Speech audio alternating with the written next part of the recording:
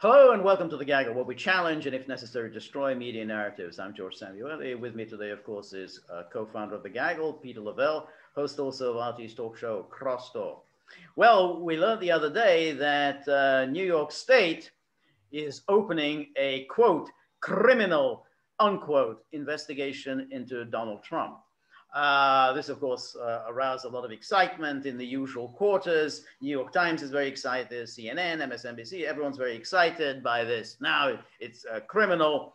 And this, of course, goes together with the DOJ investigation into Rudy Giuliani, which one has to assume is really all about an investigation into Trump. I mean, it was about Giuliani's activities in Ukraine, who was acting on behalf of his client, Donald Trump. So now there's a DOJ investigation into Trump. There's a New York State investigation into Trump. If this commission, the January 6th commission, gets going, that's another investigation into Trump. And of course, all the committees that are still holding hearings in Congress about the events of January the 6th, and maybe other topics as well, they're all going after Trump.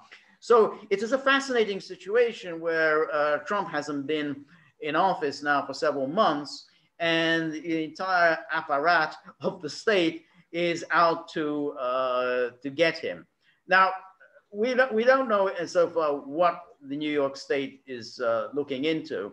The few reports that we've seen talks about not paying taxes, not on his part, but on some of his employees didn't pay taxes on the fringe benefits that they were getting from Trump. This all seems ridiculous stuff. First of all, very generous on Trump's part to be providing all sorts of fringe benefits for his employees, like tuition, paying tuition for the private schools, nice long vacations. But if they didn't pay taxes, it all seems very trivial. But also, I mean, I have to think, Trump has a powerful team of lawyers working for him, accountants working for him. These are not people who would be doing anything criminal. I mean, these are, they are very smart guys. They don't do, criminal things. Michael Cohen was not his lawyer. He may have pretended he was a lawyer. He wasn't his lawyer. Yeah. So, if they made any mistakes, Trump will say, look, I acted on the advice of my lawyers. What do I know about, New York State law on, on construction? Well, yeah, on top of it, Trump has been in the IRS eye for forever, okay? And if you're going to sign up being a lawyer for Trump, you're going to be squeaky clean because everything you do is going to be looked at. I mean, it's not like some, billionaire we've never heard before living in Montana, okay? And also what we learned is that it's basically about evaluations, about evaluating the value of a property to be able to get bank loans against it and stuff like that. George, that is the oldest trick in real estate. I mean, if you're gonna point your finger at Donald Trump, then you better look at every single landlord in New York. Okay, maybe the whole damn country. Okay, you overstate in order your values in order to get a loan. Understate, when it comes to tax liability. Yeah, no, that's exactly right. And then you'll say, look, I mean, all these things are handled by my accountants and my lawyers. They work within the parameters of what New York State law is on these issues, and and that's an affirmative defense. I mean, he says, I'm not an expert on all of this. These are very, very complicated laws, and as you say, I mean, he says this is the way property developers operate in New York. So the more one reads about this, the dramatic announcement, it's now a criminal investigation, the less impressive it is. Because, well, what exactly is criminal here? Okay, so you got maybe some tax liability that he has to pay off. I mean, that's it. Well, another thing is, I mean, we obviously predicted this from the get-go, is that they're going to go after him forever. First of all, they want to tarnish his name, limit his impact on the 2022 midterms, and obviously 2024. That's not going to have any impact on his base. Forget it, okay? Because they're just going to say, you're going after him. We expected that. So that kind of just neutralizes that element of it. But another thing that I keep harping on, and I think I'm right, is that look what happened. Look at all of the main broadsheets. Look at, MSNBC, CNN. It starts sucking up their airtime because they can't chew gum and walk at the same time. No, it's one story. As a matter of fact, Washington, D.C. can't chew gum and walk at the same time either. And so what does this do? It hurts the Biden agenda, okay? It's focusing all the energy, all the focus onto something else. Right. And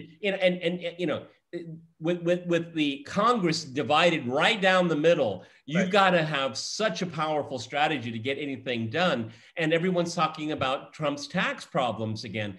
I mean, it enforces a sense of paralysis and a sense of vengeance. And again, I keep harping away on January 6th. As these events start unfolding, it's going to suck up all of the oxygen.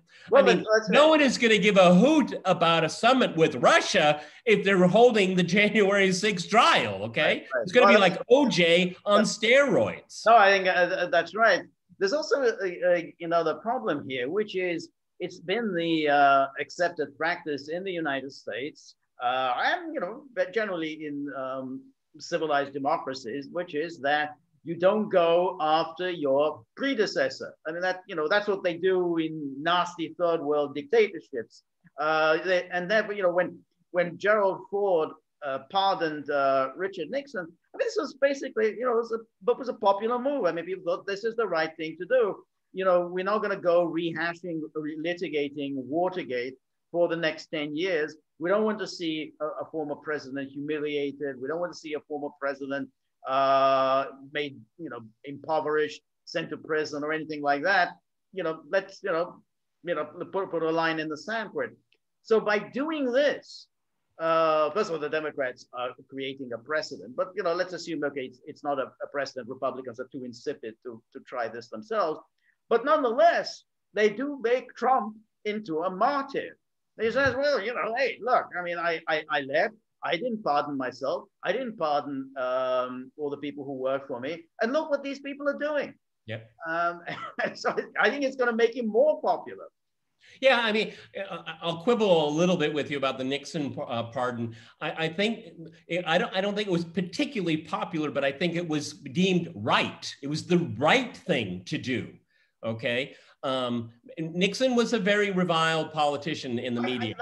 Well, there I think we kind of would disagree. I don't think he was a reviled politician. I mean, I think by the media. Oh, by the media. No, the media attacked him ferociously. But in terms of the voting public, I don't think the public disliked Nixon at all. I mean, I don't think they cared that much about Watergate. Watergate was very much an inside Washington matter.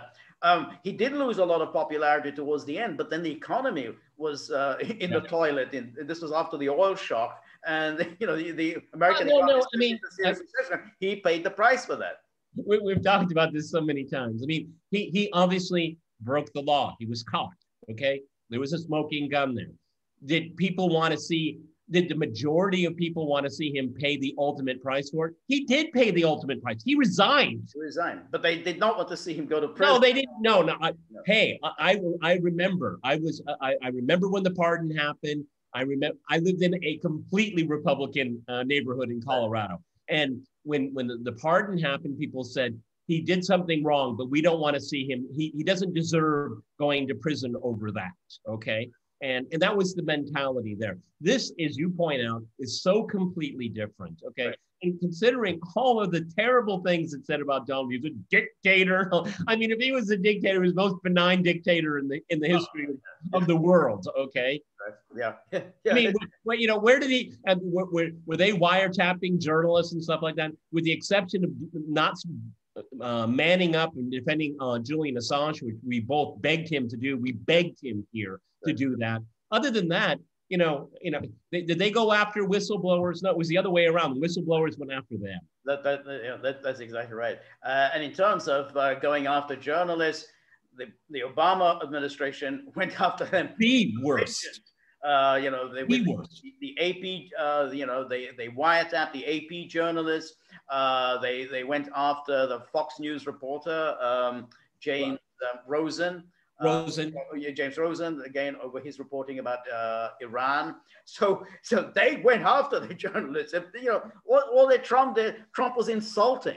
He insulted journalists. That's it. So, you know, well, you know, as I say, you know, sticks and stones may break my bones, you know, but words will never hurt me. But, oh my God, I'm so frightened because, you know, Trump is such a meanie. He called me an idiot.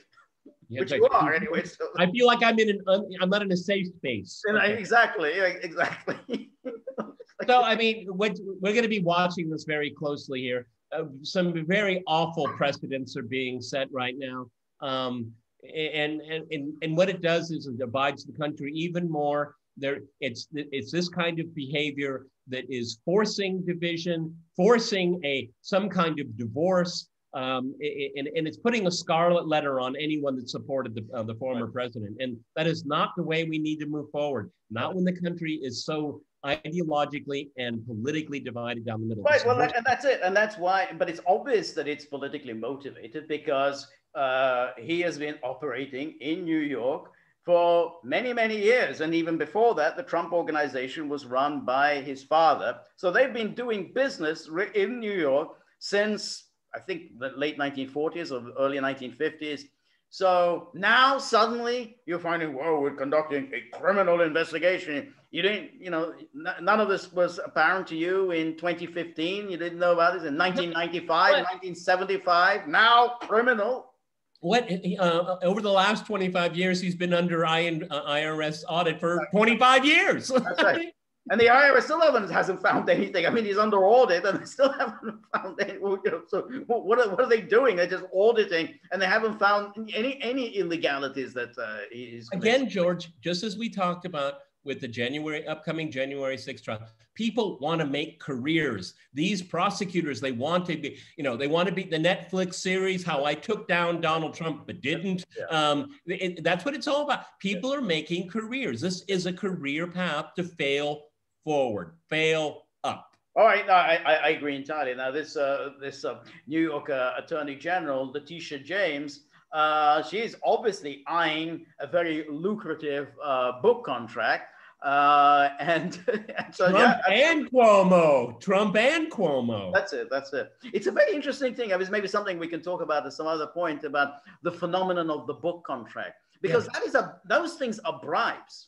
Because there is, you know, we go time after time, whether it's the Hunter Biden case or the Andrew Cuomo case, there is no way in the world that the publishers will make up those gigantic, obscene advances. So therefore, it's essentially a political gift, which gets around normal campaign contribution laws. When we did a video on how the New York Times gave a non-apology right. For Russiagate. In the minutia of the article, Christopher Steele was up for a book deal. That's it. Yeah. It's very interesting. I mean, it's like, so that's it. Itself is very, very interesting how you play this game. Suddenly, you know, I mean, you know, another case in point is Amy Coney Barrett. Basically, you know, tosses out the lawsuit, the election lawsuit, $2 million. No. A $2 million advance. Come on. There is no way in the world, any intelligent publisher could expect that they will recoup 1/10 of that advance. Well, I mean, number one, what liberal is going to buy her book? Right. Zero. And now you're going to have conservatives feel like they've been betrayed. They're not going to read the book. I mean, what is this, a vanity project? I mean, they're going to print 3 copies? That's exactly right. And the feminists, obviously, they're not going to be interested in the story. A woman who donned the Supreme Court robes, challenged the powers that be. They're not going to do it. They're not going to read that. So again, $2 million, that's nuts. So it's a fascinatingly corrupt world. George, what did we do wrong? Yes, exactly. I'm ready to be corrupted. How did we miss this opportunity? That's it. Yeah. I want corruption. Give me 2 million. No, Jimmy Dore said that. He was talking to Ryan Grimm about the trials and tribulations about leaving the Intercept, which is just a complete rag right now. It was basically a complete rag. Even when he was there, he was the exception. And and when Glenn was saying what you get for working with the Intercept, Jimmy said, "I'll do it. I'll do it." Go everybody check out Jimmy Dore's video on that. It's absolutely hysterical. All right, Peter. Yes, absolutely right. All right, Peter. So we'll maintain our laser-like focus on these legal proceedings, so-called. Look us up, please, on Locals. We are at, Peter? We are thegaggle.locals.com. Exactly. And we're also on Rumble. Look us up on Rumble. And if you like The Gaggle, please like, share, and subscribe. See you soon. Bye.